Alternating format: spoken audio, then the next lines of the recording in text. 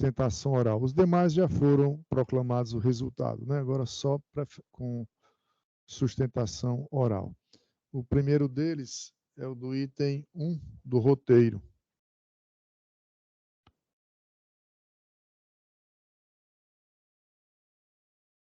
Pauta de número 30/2023, SAGE Digital.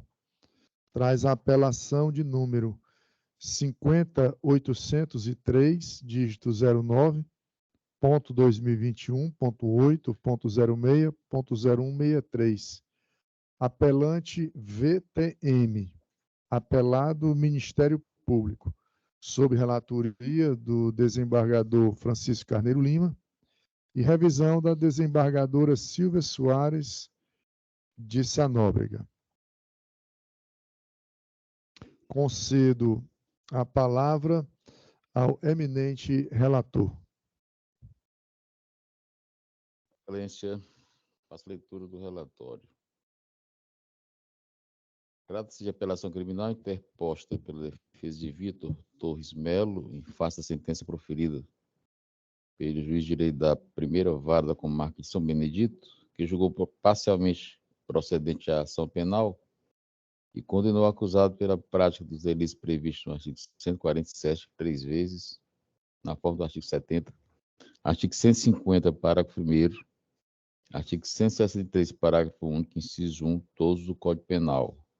No artigo 306, parágrafo 1º, inciso 2 do Código de Trânsito Brasileiro, e no artigo 24A da Lei número 11.340/2006, todos na forma do artigo 69 do Código Penal, aplicando a pena total de 6 anos, 1 mês e 10 dias de detenção, além de 129 dias multa a ser cumprida em regime inicialmente semiaberto.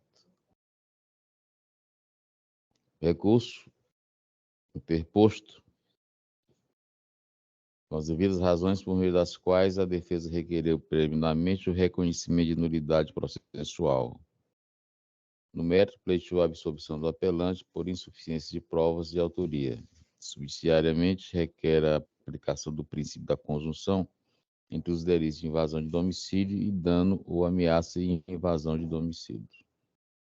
Ao fim, requer a reforma da dosimetria da pena e a incidência da detração do período de prisão preventiva. Contra razões ministeriais pelo improvimento do recurso. Parecer da Procuradoria-Geral da Justiça pelo conhecimento e parcial provimento da apelação, apenas para reformar a pena base imposta na sentença. É o relatório. Concedo a palavra a Sua Excelência, o doutor advogado João Marcelo Lima Pedrosa, presente fisicamente na sala de sessões, para apresentar suas razões em sustentação oral pelo tempo regimental de 15 minutos. Excelentíssimo senhor desembargador presidente da Câmara Criminal, desembargador cordial, já boa tarde, quase avançando. Opa, Desembargador Francisco agora, Carneiro Lima, ilustre relator, desembargadora Silvia Soares, revisora, desembargadora Lígia, desembargadora Lira, doutor Luiz Antônio, representante do Ministério Luiz Alcântara, representante do Ministério Público, senhores servidores, senhores advogados aqui presentes. Seria objetivo, até pelo adiantado da hora, mas a defesa vem perante Vossas Excelências trazer alguns pontos que merecem o devido debate e apreciação nestas razões recursais. Senhores embargadores, processo advindo da comarca de São Benedito. O apelante, Vitor Torres Melo, médico, à época médico, hoje até com muita dificuldade, vou explicar o porquê. À época, por um fato ocorrido em 14 de junho de 2021, uma querela entre Vitor e sua ex-companheira é o pano de fundo, é o móvel deste todo o processo, que desagou no seu julgamento lá em São Benedito, foi acusado da prática de 5 delitos, a saber, são crime de ameaça, do artigo 147, violação de domicílio qualificado, do artigo 150, crime de dano qualificado, descumprimento de medida protetiva e ainda embriaguez ao volante. O juiz, após o devido processo legal, todas as provas aplicou esta. A defesa não vem aqui, senhores debatedores, solicitar, como as próprias razões do apelo, a absolvição de Vitor completa. Não é isso. O que a defesa vem aqui reclamar no apelo, é evitar o justiciamento. Nós somos uma corte de justiça, profissional de direito, operadores, juízes, Ministério Público, defesa. Mas este caso, a apelação que foi posta, reclama o debate e o devido enquadramento, porque a pena que foi imposta a Vitor, ela não se justifica. Ela não se enquadra. O fato foi o seguinte: por conta de uma querela entre o casal, na noite lá do dia 14, o Vitor se dirigiu à residência de sua ex-companheira. A discussão era a questão da visita da filha e ocorreu um imbróglio à noite. Houve o dano, é verdade, houve a tentativa de invasão, não se nega, não se nega, em hipótese alguma, o fato é inconteste. Mas as outras questões que gravitam em torno do fato, estas não se caracterizavam. E a pena aplicada foi de 6 anos e 10 meses. E abro aqui um parêntese que Vitor, e aí, desembargador Carneiro, até agradeço a Vossa Excelência, né, que Vossa Excelência foi, já no segundo habeas corpus, Vossa Excelência concedeu a ordem para que Vitor pudesse depois guardar, permanecer a liberdade na sua casa, porque Vitor foi preso em flagrante na época, em 14 de junho, permaneceu um tempo preso, sofreu as agruras do cárcere com a lesão no braço, passou 15 dias no IJF, este advogado acompanhou toda esta tormenta, não conseguiu a cirurgia no braço, foi para o hospital particular, retornou novamente ao cárcere, está nos autos, retornando ao cárcere no IPPO, tentou suicídio. Por questão de minutos, 1 minuto, 2, 3, não estaremos aqui falando de processo, estaremos julgando um processo extinto pela punibilidade. Vitor passou 30 dias entubado no IJF. Entubado. E a defesa explicou isso ao juiz de piso, lá de São Benedito, pedindo para revogar a sua prisão. O juiz simplesmente fez ouvidos moucos, até contrariando o princípio da dignidade da pessoa humana. E a defesa, mais adiante, com a decisão de Vossa Excelência, conseguiu conceder esse domiciliar, que depois foi convolado em liberdade. Mas Vitor hoje é um homem praticamente débil. Cessou o oxigênio em seu cérebro, comprometimento, está nos autos. Foi até requerida a Vossa Excelência, na apelação, a instauração do incidente de sanidade posterior. Isso é uma preliminar de processo. Quer dizer, a penalidade Vitor já sofreu. O médico, aquele método passado, não existe mais. Foram 30 dias entubado no IJF, mais quase 2 ou 3 meses entubado no hospital, no hospital aqui da Santos Dumont, e hoje é uma pessoa praticamente inválida, e com a pena de 6 anos e 10 meses, que não se justifica sob hipótese alguma. O próprio interrogatório de Vitor, as perguntas, ele sequer já se recuperando, convalescendo muito devagar, praticamente não respondeu quase nada. Quase nada. Não se lembra mais de nada. Teve hipoxia. Está nos autos. Assumi esta causa logo na instrução. Conheço este processo, todas as internações, tudo. Estive no IJF no dia que ele foi levado de ambulância, após a tentativa de suicídio. Eu estive no IJF na madrugada. E foi uma via crucis até para transferi-lo depois para um hospital particular. 1 mês depois. Mas graças ao JF, aos briosos e valorosos métodos do JF, a sua vida foi salva. E graças também à imediata percepção do ato translocado, à época, dos agentes do IPPO, que salvaram a vida de Vitor. Em 2 minutos ele teria falecido ali, perdido totalmente a consciência, a oxigenação, e teria falecido no cárcere. Mas vamos no mérito. O magistrado de Pisa aplicou a pena por crime de ameaça, é outro ponto também. Todas as penas de Vitor foram aplicadas no triplo ou no dobro do mínimo legal pelo magistrado de Pisa. A uma pessoa que não tem qualquer condenação anterior. Pelo delito de ameaça, que a pena de detenção é de 1 mês, o juiz aplicou 3 meses. Pelo crime de violação do domicílio, que a pena mínima é de 6 meses, o juiz aplicou 1 ano. Pelo crime de dano qualificado, que a pena mínima é detenção de 6 meses, o juiz aplicou 1 ano. Pelo descumprimento de medida protetiva, que a pena mínima é de 3 meses, o juiz aplicou 1 ano e 20 dias. E pelo crime de embriaguez ao volante, alegado crime, a pena mínima é de detenção de 6 meses, o juiz aplicou 1 ano, 5 meses e 15 dias. Vamos por pontos, serei breve. Em relação ao delito de ameaça, A própria ex-companheira dele e a irmã, que seriam as pessoas que tivessem sofrido ameaça, disseram no depoimento, na instrução, eu acompanhei. O que Vitor falava era asneira. Ele dizia bobagens, bravatas. Ora, bravata, bobagem, não existe o ânimo de ameaçar. Até foi dito lá no depoimento, ele dizia que pertenceria a uma organização criminosa. Quem de sã consciência acreditaria que um médico do interior, que foi diretor de hospital, pertencesse a um crime?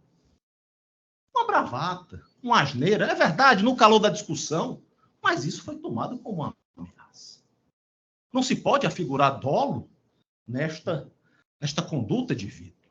As próprias supostamente disseram que não levaram a sério estas ameaças.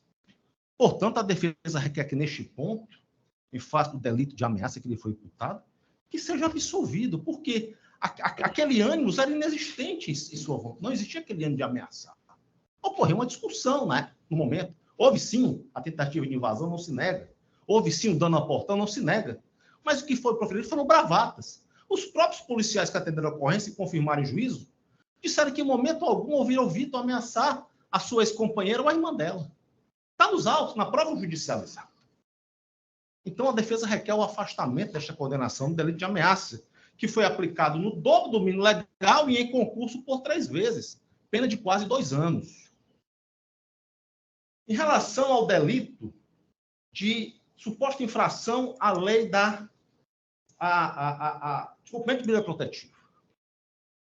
Não se desconhece, esse patrão não desconhece a necessidade de medidas protetivas, a violência contra a mulher, não se desconhece isso.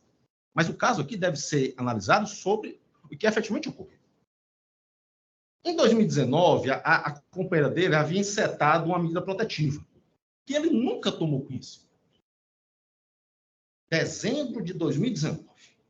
Dezembro.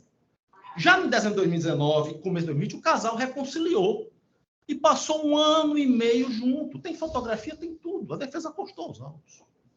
Ele nunca tomou ciência dessa medida protetiva. Nem sua companheira avisou da reconciliação, poderia ter avisado. Olha, tinha uma medida protetiva. Haveria 2 caminhos. Vá lá e desista da medida, que é possível com o tempo, ou então, se tem a medida, não quero mais você. E a medida ficou e o casal ficou junto 1 ano e 6 meses. Quando, do fato, em junho de 2021, ele foi preso sob argumento de descumprimento, da qual ele não tinha qualquer ciência. Então, todas as circunstâncias da convivência do casal, o desconhecimento da medida, levaram ele a uma situação de erro. Erro sobre o fato. Eu colacionei até jurisprudência, né? Isso o Tribunal de Justiça de Minas Gerais agora, apelação criminal 1672/2019, o réu que volta a se aproximar da vítima com concordância desta, mesmo ciente de medidas protetivas, age sem dolo, em erro de tipo, acreditando na licitude da sua conduta. E o caso aqui, ele nem ciência tinha das medidas protetivas. Então, se erro houve, é um erro plenamente excusável. Então, deve ser afastada esta condenação. Não é o caso do agente ter consciência das medidas e violar. Não é esta a situação. Em relação à imputada condenação do delito de invasão do domicílio e dano, a defesa entende que aí o crime de invasão foi na forma tentada, admite-se a tentativa, as próprias testemunhas disseram que não chegou a adentrar na casa, ocorreu o dano, e a defesa entende que, caso a Vossa Excelência inteira permanecer os 2 crimes, a defesa concorda, mas que a pena seja aplicada no seu mínimo legal, ou então aplique-se o princípio da consunção. Apenas o crime de invasão de domicílio, absorvendo um delito pelo outro. E mais, o magistrado de piso também o condenou pelo delito de embriaguez ao volante.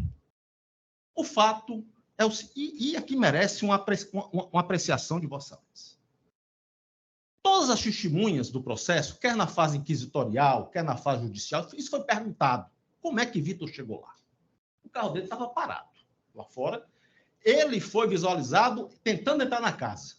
Ele não estava ao volante. Ele disse, quando foi preso, que, olha, meu motorista estava aqui e saiu. Foi indagado por este patrão a todas as testemunhas de acusação, as supostas vítimas, tudo. Vitor foi visto dirigindo? Vocês viram ele chegando dirigindo? Não, nenhuma viu. Não foi feito exame de alcoolemia, não há nada disso. Mas o juiz, na sentença, desafiando ou contrariando o sistema acusatório, ele disse textualmente: cabe ao cliente provar que não estava dirigindo. Ou então que deveria ter rolado o motorista para provar que não teria sido ele que estava dirigindo. Isso é uma inversão do sistema acusatório. O ônus probatório é do Ministério Público. Se o Ministério Público não conseguiu provar que ele não estava dirigindo, não conseguiu provar que ele estivesse dirigindo, ele não estava dirigindo, a afirmação dele na esfera policial, que teve validade de juízo, ela não foi firmada em momento algum. Então, essa condenação não deve prevalecer, porque a condenação é baseada em achismo. Se o carro dele estava lá fora, então eu acho que ele veio dirigindo. Achar uma coisa, provar é outra. Existiam outros elementos que possam corroborar, mas ele afirmou que lá chegou com seu motorista. E o juiz, na sentença, disse: o senhor deveria ter rolado, está no corpo textual, deveria ter rolado o motorista. O ônus probante é da acusação. Então, esta acusação, esta condenação pelo delito de embriaguez ao volante deve ser rechaçada, porque não existem provas mínimas ou provas seguras a atestar que ele estivesse dirigindo sob efeito de álcool. E mais, não existe exame de alcoolemia nos autos. Não existe nenhum elemento técnico para provar que estivesse sob efeito de bebida alcoólica. Portanto, a defesa requer também o afastamento desta condenação. E o principal, digo mais a Vossa Excelência, quando da sentença, o juiz usou apenas de uma análise das circunstâncias judiciais para todos os 5 delitos. Ele analisou a culpabilidade no seguinte sentido: ele disse que a culpabilidade seria grave, pois o réu agiu com violência quanto da prática dos delitos. Isso não é fundamentação idônea. Está aqui. O réu agiu com violência. Disse ainda que a personalidade seria de pessoa agressiva e desequilibrada, conforme se infere do depoimento das vítimas, pois a primeira foi ameaçada pelo acusado em outras oportunidades, e a segunda ela sempre foi abusivo. Se foi pela ameaça, é inerente ao tipo penal. Se foi ameaçada, não se pode punir 2 vezes. Podendo por ameaça, mas não pode negativar por conta de circunstância inerente ao tipo penal. O motivo foi o inconformismo do réu não receber a filha, que teria sido o motivo para o descumprimento da medida protetiva, também inerente. Haveria algum motivo para descumprir a medida protetiva. Certo é que as penas foram aplicadas de forma exacerbada. A pena dele hoje, 6 anos e 10 dias em regime semiaberto. Há uma pessoa primária, hoje praticamente inválida, situação muito complicada, teve hipoxia, praticamente não exercerá mais a medicina. E nesta pena de 6 anos e 10 meses, que a defesa entende que é manifestamente excessiva, não guarda coerência com o que foi apurado, apresenta contornos mesmo de um verdadeiro justiciamento, mas estamos aqui para fazer justiça, dar ao caso devida moldura, devida adequação, que a defesa, repito, entende. Ocorreu a tentativa de invasão? Ocorreu uma tentativa. O dano? Sim. Mas o delito de embriaguez, não. As ameaças, não, porque foram bravatas, as próprias vítimas não acreditavam. E também o delito de descumprimento de medida protetiva, porque todas as circunstâncias, e ele não teve ciência da anterior de que tinha uma medida protetiva em seu desfavor. O casal voltou a se reconciliar, passou 1 ano e 6 meses juntos. Então, essas circunstâncias afastam a incidência do tipo penal, por manifesto erro é excusável.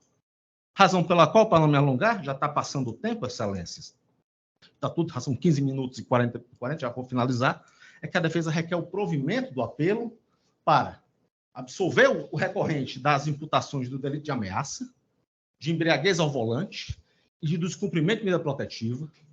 Em relação aos delitos de invasão do domicílio e de dano, a defesa entende que ocorreu uma tentativa e não a invasão consumada, e o dano existente deve ser absolvido delito pelo outro. Ou caso Vossa Excelência entenda e manter a culpabilidade pelos 5 delitos, que seja redimensionada a pena, como o próprio parecer do Ministério Público já recomenda, que sejam as penas reduzidas ao mínimo legal. Porque há um exacerbamento, a não justificação idônea deste aumento nas penas básicas dos delitos, alguns no dobro do mínimo legal e outros até no triplo do mínimo legal, que essa pena seja redimensionada de forma justa. Muito obrigado, senhor desembargador.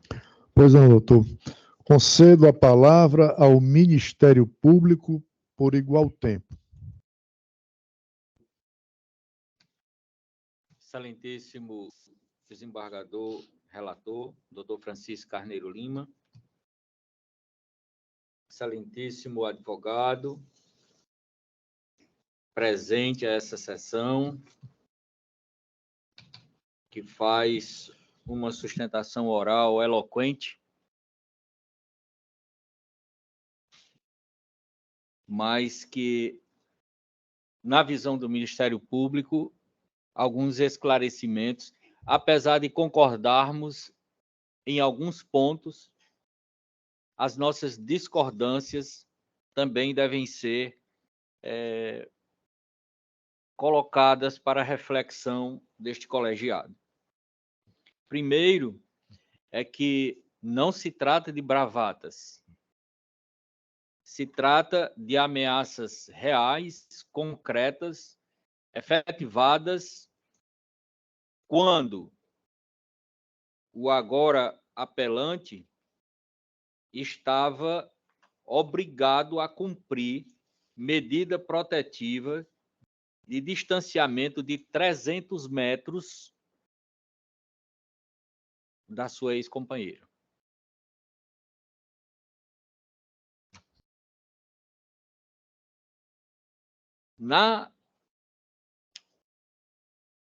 No parecer do Ministério Público, procurador de Justiça oficiante aqui no 2º grau,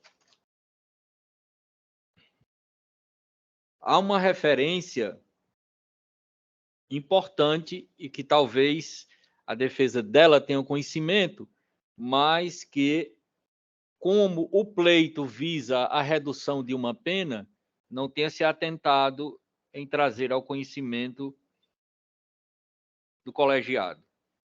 É que este crime foi filmado. Existem as câmeras e que todo o ocorrido foi registrado. Os vídeos estão acostados aos autos. Então, a condenação é decorrência não da interpretação de uma testemunha sobre um fato, mas da visualização concreta de como os fatos se deram, né? Do momento em que se danificou o portão, do momento em que se adentrou ao espaço compreendido como domicílio, o momento em que se deram as discussões, né? Então, todos esses fatos estão devidamente provados. E chama a atenção de um detalhe, é que nos depoimentos há clara referência não só a ameaças verbais, mas há claras referências a ameaças de morte.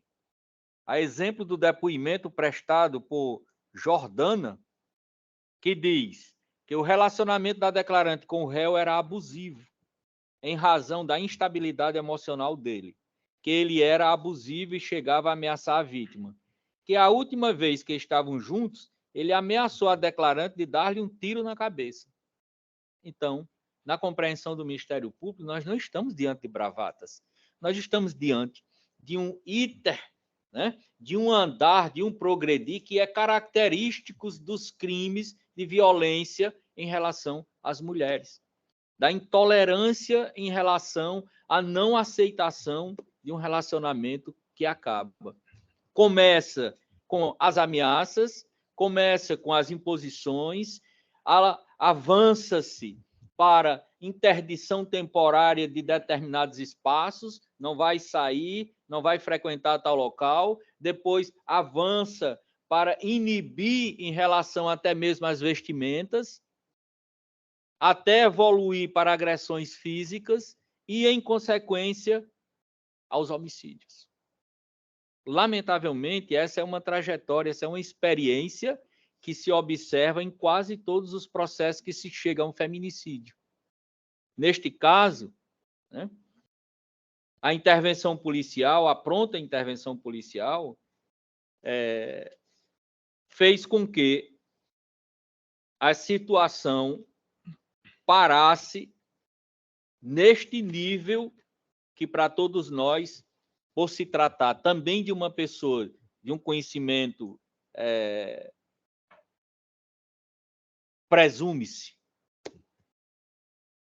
com racionalidade suficiente para entender que aquela sua atitude, além de colocar em risco as pessoas, além de trazer descrédito ao Poder Judiciário, porque estava violando uma medida protetiva, portanto, descumprindo uma ordem judicial. Todas essas circunstâncias são efetivamente desfavoráveis. É tanto que o magistrado, ao sentenciar, deixou registrado, como bem Vossa Excelência atentou. A culpabilidade é grave, pois o réu agiu com extrema violência quando da prática dos delitos.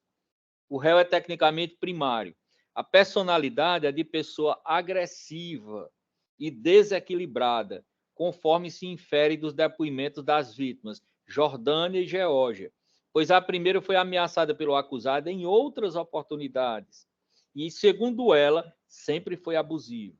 A conduta social é um homem médio, visto como boa pessoa. O motivo foi o inconformismo do réu em não receber a filha, logo totalmente desproporcional à atitude tomada. As vítimas não contribuíram.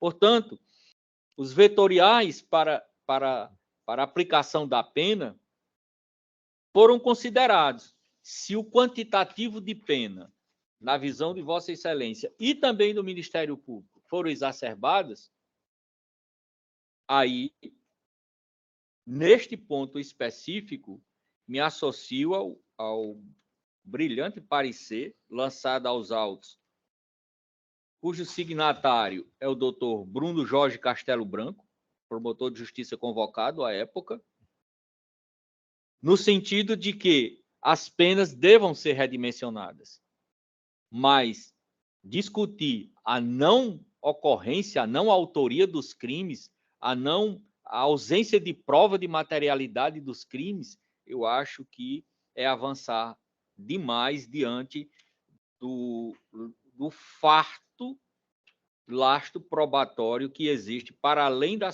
dos depoimentos das vítimas, depoimentos dos policiais, a prova da filmagem do que ocorreu naquele fatídico dia.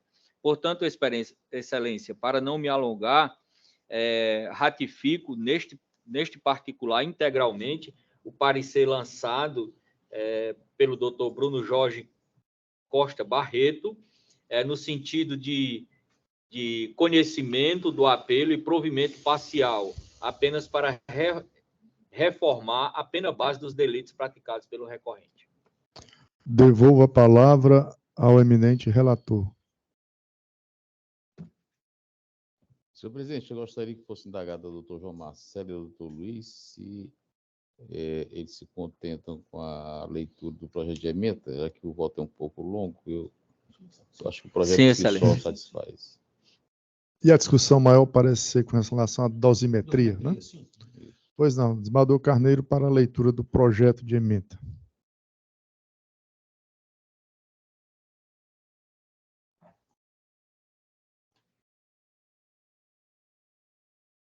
Eu vou começar pelos itens para facilitar o entendimento.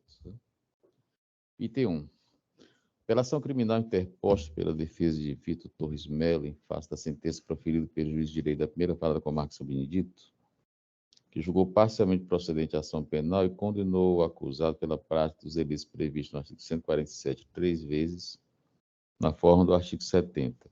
Artigo 150, parágrafo 1º, artigo 163, parágrafo único, inciso 1, todos do Código Penal, no artigo 306, parágrafo 1º, inciso 2 do Código de Trânsito Brasileiro e no artigo 24A da Lei número 11.340/2006, todos na forma do artigo 69 do Código Penal, aplicando a pena total de 6 anos, 1 mês e 10 dias de detenção, além de 129 dias multa, a ser cumprida em regime inicialmente semiaberto. 2.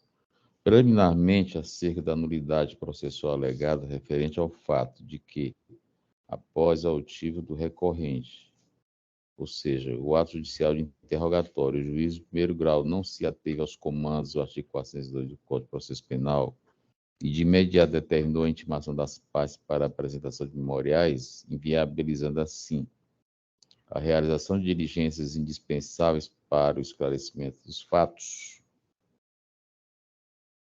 No caso, a defesa não pleiteou a realização de qualquer diligência, consoante se depreende dos autos. Assim, não há que se falar em conduta desarrazoada do magistrado, na medida em que se trata de iniciativa da parte, além de não ter sido evidenciado qualquer prejuízo neste ponto. 3. A defesa do réu alegou ainda a necessidade de instaurar incidente de insanidade mental em razão de doenças supervenientes aos fatos, com o comprometimento cognitivo e motor. Analisando os autos, impede mencionar que a patologia alegada pela defesa do acusado, qual seja encefalopatia hipóxica, era de conhecimento da defesa muito antes da audiência de instrução ser realizada. Razão pela qual a instauração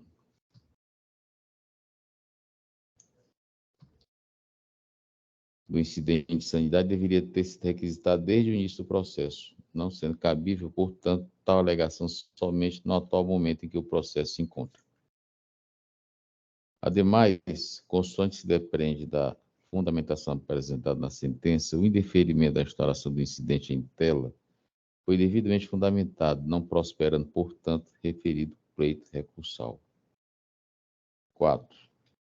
O efeito, a materialidade e a autoria dos delitos restaram devidamente comprovadas por intermédio do auto de prisão em flagrante, do auto de apresentação e apreensão, do auto de exame de corpo de delito, do termo de constatação de sinais de alteração de capacidade psicomotora, pelos demais elementos informativos colhidos na fase inquisitorial e pelas provas produzidas em juízo, razão pela qual não prospera o pleito absolutório quanto aos crimes do artigo 147, 3 vezes na forma do artigo 70, artigo 150, parágrafo 1º, artigo 163, parágrafo único, inciso 1, todos do Código Penal, no artigo 306, parágrafo 1º, inciso 2 do Código de Trânsito Brasileiro e no artigo 24A da Lei 11.340/2006, todos na forma do artigo 69 do Código Penal.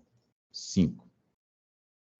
Analisadas as dosimetrias das penas impostas, é importante ressaltar que a valoração negativa das circunstâncias judiciais previstas no artigo 59 do Código Penal relativamente à primeira fase da dosimetria da pena, existe fundamentação razoável, o que ocorreu apenas em parte, no caso concreto, quanto à personalidade do agente, devendo haver a alteração das penas básicas dos crimes em questão, sendo neutralizadas a culpabilidade e os motivos dos crimes. 6. Aplicado o concurso material de delitos, consoante a disposição do artigo 69 do Código Penal, é alcançada a pena total de 2 anos, 9 meses e 12 dias de detenção, além de 40 dias multa. 7. Considerando a modificação da pena, altera o regime inicial de cumprimento para aberto, conforme a disposição prevista no artigo 33, parágrafo 2º, letra C do Código Penal. 8. Recurso conhecido e parcialmente provido. Então, doutor, a pena foi reduzida de 6 anos para 2 anos. 2 anos? 2 anos, 9 meses e 12 dias de detenção. O regime passou de ser semi-aberto para o aberto. Ok, Viu? Como voto, excelência? Pois não, eu já havia proferido o meu voto provisório no sistema, acompanhando o entendimento do relator, que traz um voto de 29 laudas, se eu não me engano, consta aqui no sistema, fez o resumo com base na ementa, dentro daquilo que fora discutido a nível de sustentação oral. Salvo engano, a defesa, no início da sua fala, até disse que não requeria absolução, mas apenas um outro olhar à questão da dosimetria da pena. E bem lançado o voto, né, que manteve a culpabilidade, mas dentro daquilo que fora delineado, de acordo com a lei, notadamente reanalisando ou corrigindo, né, a dosimetria da pena. e, nesses termos, acompanho o entendimento do eminente relator. Desembargadora Lígia, como vota? Perdão. Desembargadora Silvia. Perdão, desembargadora Silvia. Eu até me antecipei, né, desembargadora Silvia? Queria Vossa Mas no Excelência. sistema, o seu nome estava antes do meu mesmo, está Desembargadora correto. Silvia, como No vota? sistema aparecia o seu antes. Eu voto com o relator, Excelência.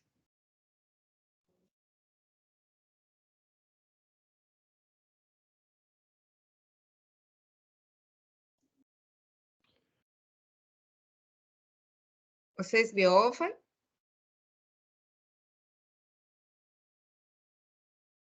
Oi? A desembargadora Silvia me escuta? Escuto. Está ouvindo? Pronto. Sim. É que travou aqui, foi?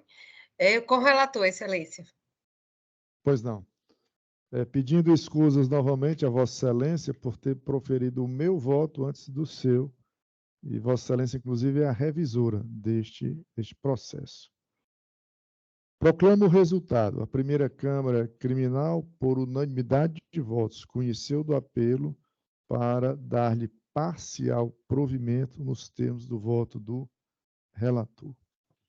Próximo processo é o que consta no item 70 do roteiro, mas sou informado de que, com relação a este feito, houve desistência no tocante à sustentação oral e o pleito é apenas de preferência no julgamento. Não é isso, doutora Cíntia?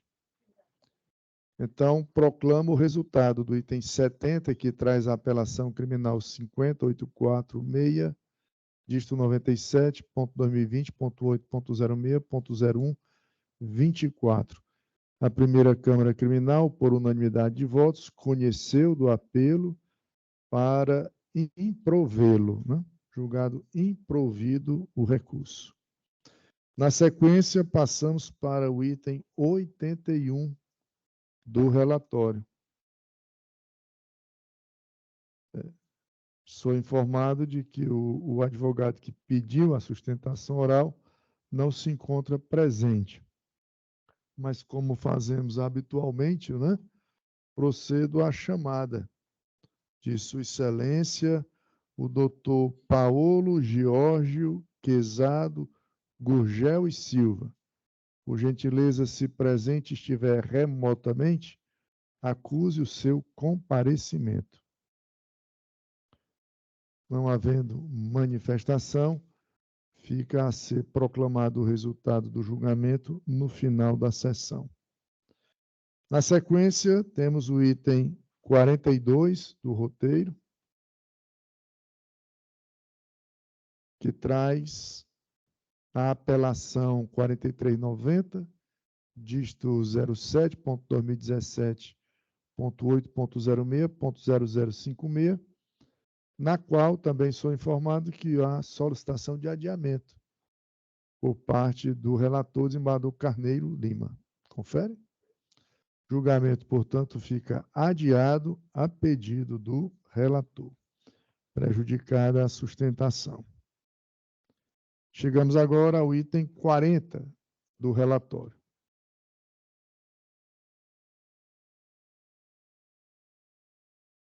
O qual traz o agravo de execução penal de número 1229, dígito 50.2023, ponto 8.06, ponto sequência de 4 zeros, em que é agravante Francisco Arielson de Souza, agravado o Ministério Público, sob relatoria da eminente desembargadora Lira Ramos de Oliveira, a quem concedo a palavra. Excelência, o advogado está em sala? Está? Doutora Djanira Pereira Mororó de Freitas, é advogada. Excelência, eu gostaria de indagar, porque aqui o recurso foi conhecido e provido, se ela dispensa a sustentação oral. Pois não. Me reporto a Sua Excelência, doutora Djanira Pereira Mororó de Freitas. Está presente?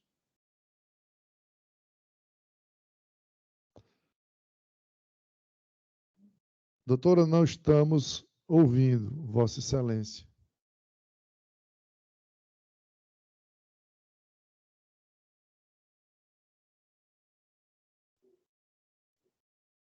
A doutora me escuta?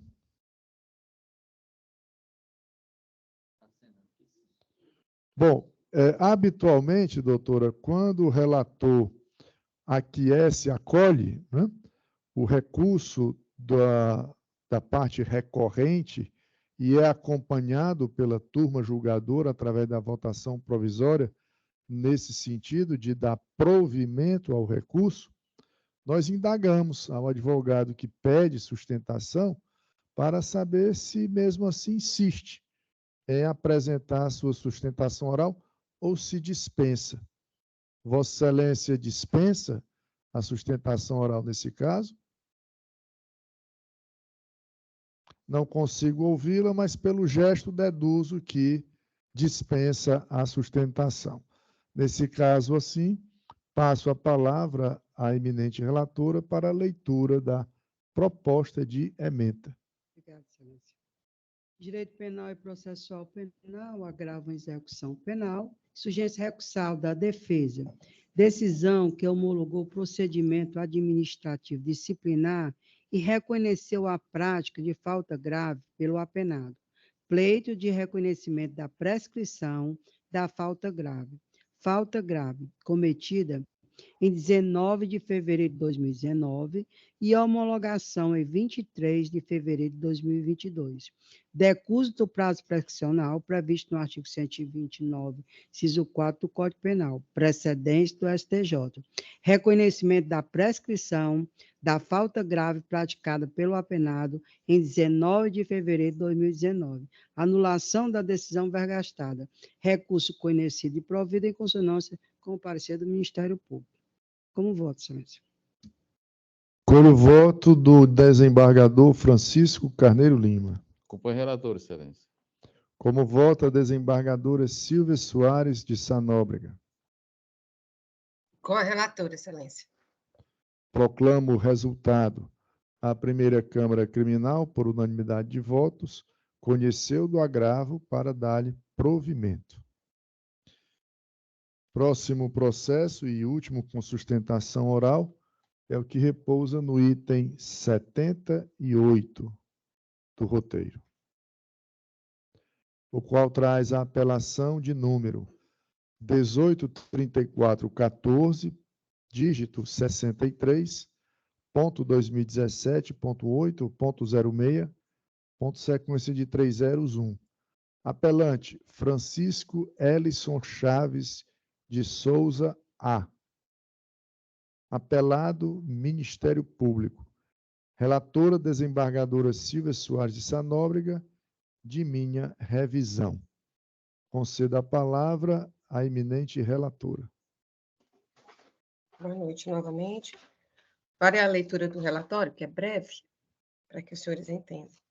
Trata-se de recurso de apelação criminal interposto por Francisco Elison Chaves de Souza, em face de sentença do juiz de direito da 5ª Vara do Júri da comarca de Fortaleza, condenado a pena de 18 anos de reclusão a ser cumprida em regime inicial fechado, pela prática do delito previsto no artigo 121, parágrafo 2º, incisos 1 e 4 do Código Penal.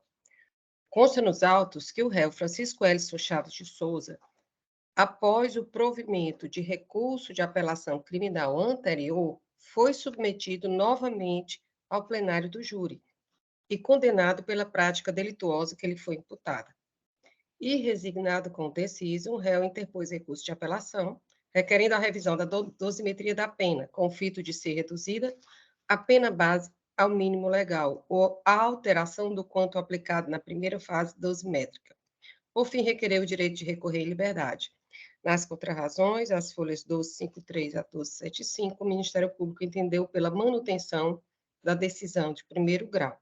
No parecer de folhas 1296 1308, a Procuradoria-Geral de Justiça opinou pelo conhecimento parcial e seu improvimento recurso. É o relatório.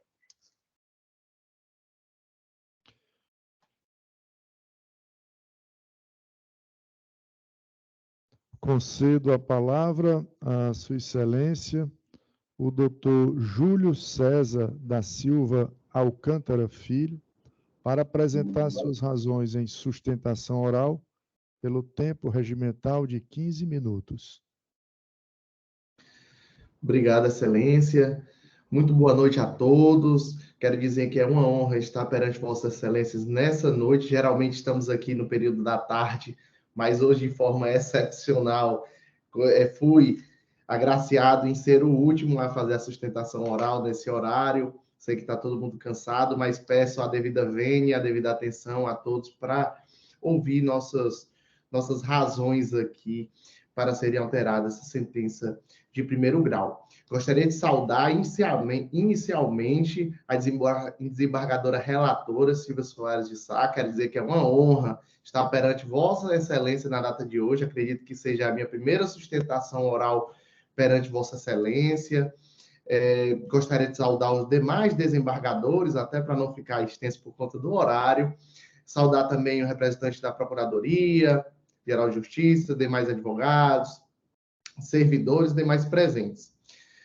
Dos desembargadores aqui, terei que fazer uma breve síntese do que foi que aconteceu no processo para Vossas Excelências entenderem por que e por qual motivo estou arguindo essa necessidade de diminuição de pena e de ter uma reanálise por parte do Egrégio Tribunal de Justiça por conta dessa dosimetria de pena. Pois bem, o processo tramitou desde 2017 perante a vara de origem, perante o primeiro grau. E em outubro de 2019, houve o primeiro julgamento perante a vara do júri, tá certo? Esse processo, na época, foi levado ao Conselho de Sentença, que condenou, na época, o ora recorrente Francisco Ellison e mais o seu corréu. Francisco Ellison, na época, tinha sido condenado em 21 anos e o corréu Douglas Matias tinha sido condenado em 34 anos e meio. Foi o que aconteceu, conforme foi até narrado anteriormente, aqui já, esse processo foi anulado. Esse processo foi anulado em setembro de 2022 e foi levado novamente a julgamento em abril deste ano. O Tribunal do Júri, Conselho de Sentença, ao reanalisar todos os fatos e provas, decidiu por manter a condenação do ora recorrente. E o juiz de piso, ao aplicar a sentença condenatória, ele aplicou uma pena de 18 anos. Ocorre que, Excelência, eu gostaria de já começo a falar nessa questão da necessidade de ser reavaliada a prisão, a necessidade dessa diminuição de pena, tendo em vista que, na época, quando o processo subiu, veio para o tribunal, para o Egrégio Tribunal de Justiça do Ceará, do seu corréu e o do Francisco Ellison, na época, lógico, o tribunal anulou a condenação do Francisco Ellison. Quanto ao seu corréu, diminuiu de uma pena de 34 anos para uma pena de 30 anos, aproximadamente. Ou seja, já chegou a diminuir 4 anos da condenação total do seu corréu, Douglas Matias. E aqui, nós avaliamos todo o entendimento do juiz de primeiro grau e fomos contra, quando ele reanalisou a questão da primeira fase da dosimetria, lá do artigo 59 do Código Penal, e reavaliou no sentido muito negativo ao Francisco Ellison, pois, apesar de ter apenas 2 circunstâncias judiciais, digamos assim, ele aumentou bastante essas duas circunstâncias judiciais, que ficou no patamar de 18 anos, quando, na nossa ótica, poderia ser, inclusive, aplicado mais próximo do mínimo legal. Inclusive, fiz um tópico questionando a aplicação e recalculando, facilitando a vida de Vossas Excelências, numa aplicação, num exemplo até de infração de 1/6 ou 1/8. Então, assim, Excelências, na nossa ótica, quando o juiz fundamentou para denegar, no caso, para essa circunstância judicial da culpabilidade, nós sabemos que a circunstância judicial da culpabilidade reflete quando os fatos, para ser negativada quando os fatos que não são inerentes ao próprio tipo penal, a um modo que não seja reprovável da conduta delictiva. E na nossa ótica da defesa, na forma que narrou todo o processo, penal do Francisco Wellison, vimos que não vimos maiores circunstâncias do fato ou que fosse para, né, sobrepor essas circunstâncias a fim de negativar, né, essa circunstância judicial a fim de prejudicá-lo nesse processo. Sabemos que essa circunstância é usualmente utilizada, mas nesse caso aqui nós não vimos uma fundamentação adequada na forma do magistrado de primeiro grau para realmente aplicar da forma que foi aplicada essa circunstância. Pedimos para ser reavaliada essa circunstância judicial da culpabilidade, assim como é reavaliada a circunstância do crime, que também nós sabemos que a circunstância do crime é utilizado, trata-se do modus operandi, tempo do crime, local e tudo.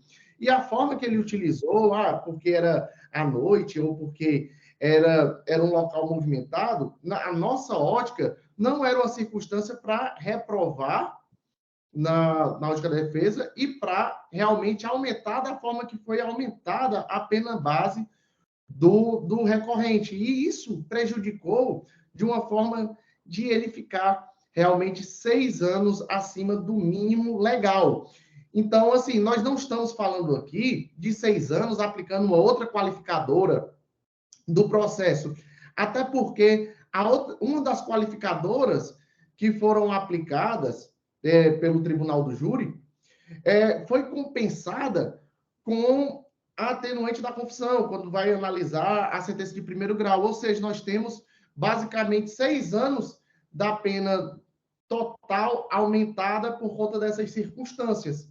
Então, não adianta eu me estender aqui muito, porque nós estamos focados realmente em pedir uma reanálise e uma reavaliação por baixo desse egrégio Tribunal de Justiça, até porque, na época, o CORREL teve diminuição de pena de 4 anos, aproximadamente, enquanto o Wellison não teve diminuição de pena, porque, na época, o júri dele foi anulado. Então, nós queríamos que fosse reanalisada essa questão da dosimetria de pena, assim como também, Vossa Excelência, até como falei anteriormente, a questão da fração realmente aplicada a cada circunstância judicial. Sabemos que os tribunais superiores, até esse egrégio Tribunal de Justiça, tem aplicado inúmeros casos, 1/8 de pena, um aumento a cada circunstância judicial. E nós queríamos também, mesmo sendo mantidos, se fosse o caso, ou se mantivesse só apenas uma das circunstâncias judiciais, que fosse reanalisado também essa questão da fração da pena sobre cada circunstância judicial. Queríamos também solicitar que, mesmo que fosse improvido o recurso, caso fosse improvido, que fosse concedido o direito do apelante continuar e poder, no caso, recorrer o processo até o trânsito de julgado em liberdade, apesar dele não estar sendo favorecido com esse direito. E essas são minhas atribuições aqui. Obrigado. Concedo a palavra ao Ministério Público por igual tempo. Excelentíssima desembargadora relatora, Silvia Soares de Sanóbrega. Talvez um processo sem tanta complexidade, porque se visa apenas o redimensionamento da pena. Mas, por dever de ofício, o Ministério Público só rememora o porquê de uma pena de 18 anos e a impossibilidade, na visão do Tribunal do Júri e do magistrado que sentenciou, do direito de recorrer em liberdade.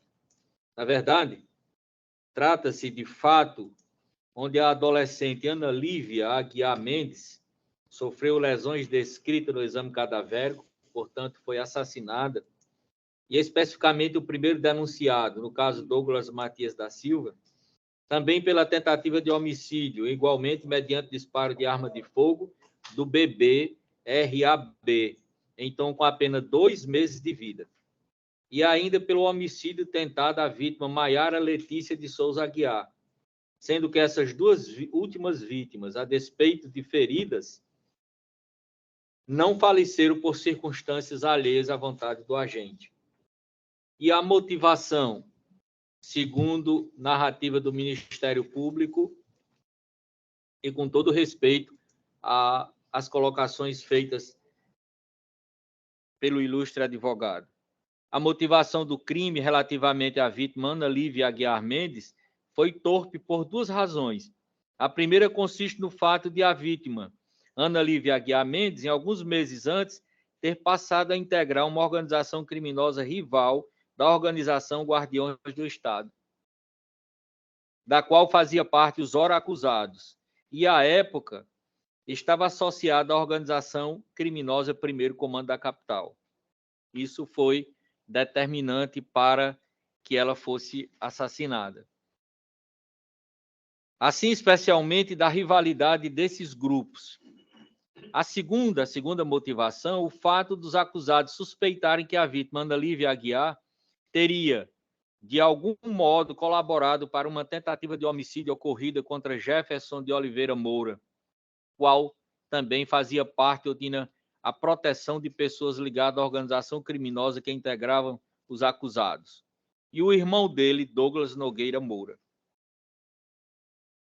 É estarrecedor que, nesses autos, conste que, no momento em que efetuaram os disparos, os acusados ainda tenham proferido frases do tipo: seus 2 filhos vão morrer. Neste contexto é que foram submetidos a julgamento pelo Tribunal Popular do Júri e condenados. E a condenação à pena de 18 anos de reclusão, quando da aplicação dessa pena, o magistrado observou todas as circunstâncias previstas no 59 do Código Penal brasileiro. A culpabilidade, desfavorável em face da intensidade do dolo, os antecedentes, o réu não possuía maus antecedentes, considerando a certidão, a conduta social, não se apuram dados acerca da conduta social, personalidade, não se apuram elementos para inferir acerca da personalidade do réu, motivo do crime, torpe, o que refletirá na pena, na condição de qualificadora, circunstância do crime, o crime foi cometido em via urbana por volta das 20 horas, que ensejou o risco de lesão a terceiros, como se colhe do vídeo constante dos autos, que mostra nas proximidades do local do crime se encontravam diversas pessoas. Ou seja, excelência, no que pese a brilhante argumentação, a prova dos autos se amolda a justificar uma sentença no parâmetro de 18 anos aplicada ao réu em regime fechado e com expedição de guia para cumprimento, ou seja, com a proibição de que possa recorrer em liberdade. A sentença é bem fundamentada, todos os parâmetros foram analisados, restando os elementos que sejam o aumento da pena base suficientemente demonstrados e presentes nos autos. As circunstâncias de aumento e diminuição de penas, atenuantes e agravantes, todas elas foram devidamente consideradas. Portanto, sem mais delongas, reitero e ratifico os termos do parecer lançado aos autos da lavra da Procuradora de Justiça Nádia Costa Maia, mantendo-se íntegra a sentença de primeiro grau. Obrigado, excelência. Devolvo a palavra à eminente relatora. Excelência, gostaria de saber se eu poderia somente ler a proposta de ementa. Alguma objeção da defesa ou do Ministério Público? Nenhuma, excelência. Bom, primeiramente, eu queria parabenizar o doutor Júlio César Alcântara pela sua brilhante defesa e também por demonstrar ser uma pessoa que realmente gosta do seu trabalho, até porque ele nem ia fazer essa sustentação, porque tinha uma audiência, né, no mesmo horário, e pediu, e até pedir a retirada de pauta, mas pediu para vir fazer essa sustentação. E, de uma maneira brilhante, né, conseguiu fazer uma belíssima defesa do seu assistido. E também aqui fazer um agradecimento até ao doutor Luiz Alcântara, que por conta de todo o histórico que ele já colocou, eu não vou precisar ler o meu voto na íntegra, porque ele já nos deu todo já transpareceu todos os fatos relatados, né, dentro dos autos. Então, vou passar a leitura e, ao final, farei uma breve ainda exposição, muito breve, só uma pontuação. Ementa penal, processual penal, apelação criminal, homicídio qualificado, revisão da dosimetria da pena, culpabilidade do agente exacerbada, circunstâncias do crime, manutenção do julgamento desfavorável das vetoriais, fundamentação idônea, mantido o aumento da sanção inicial, no caso concreto, direito de recorrer em liberdade negado, recurso conhecido e improvido.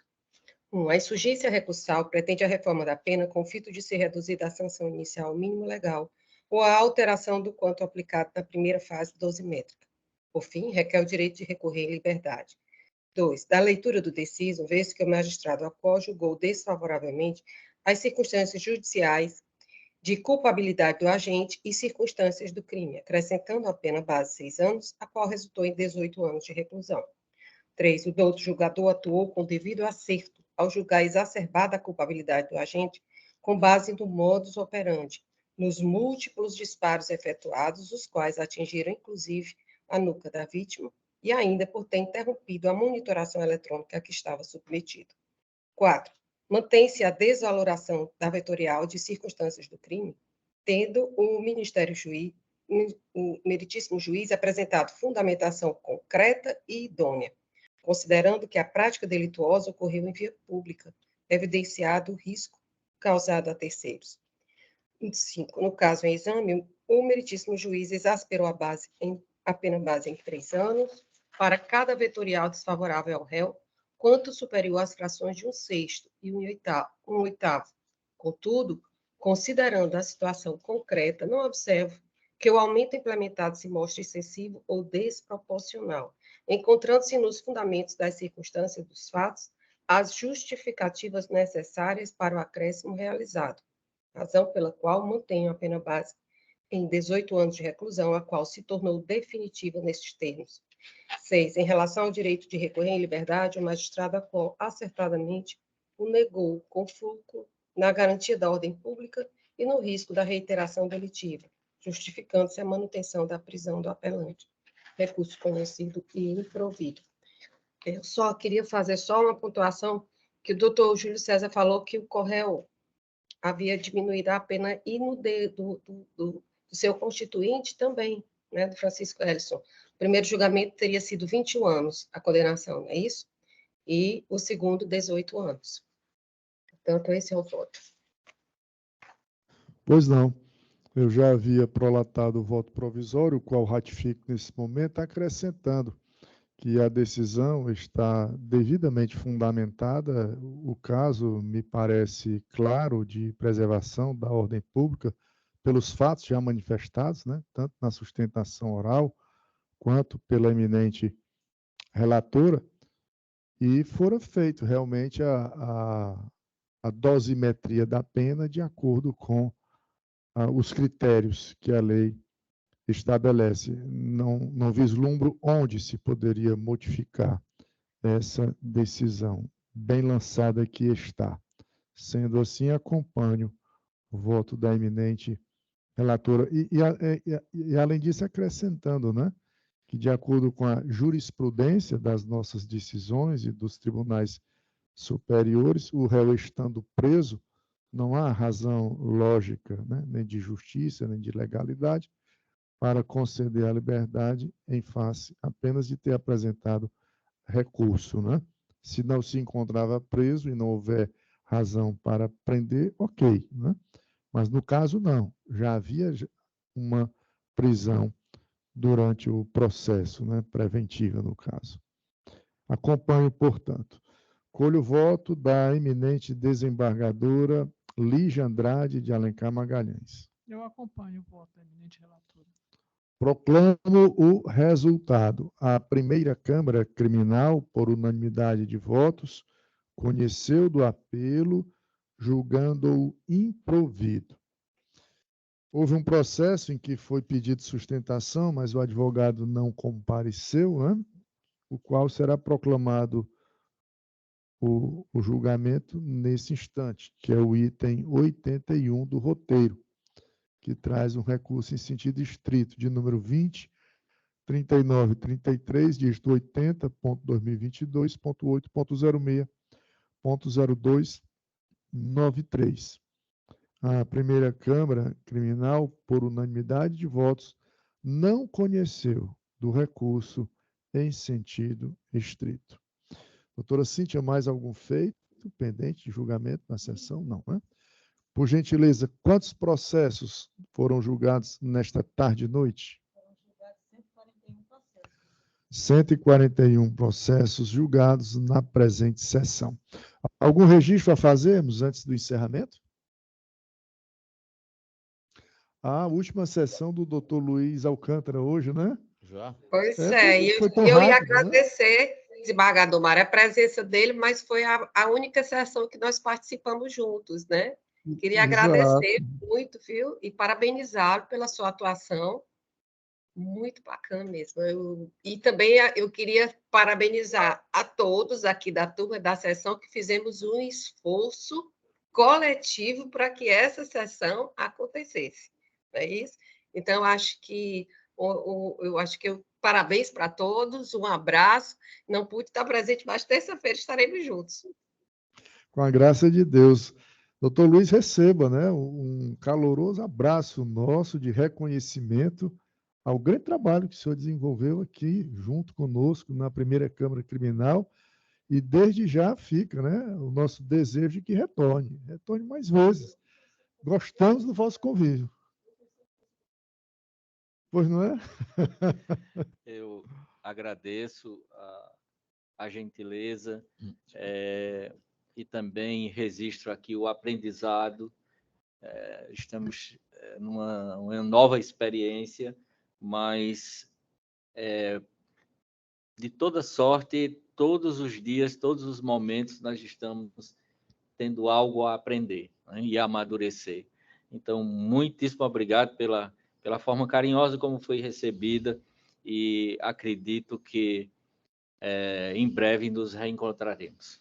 Que bom. Obrigado. Fica a nossa torcida. Bom, não havendo mais nada a registrar, agradecendo a Deus mais um dia de trabalho, declaro encerrada a presente sessão.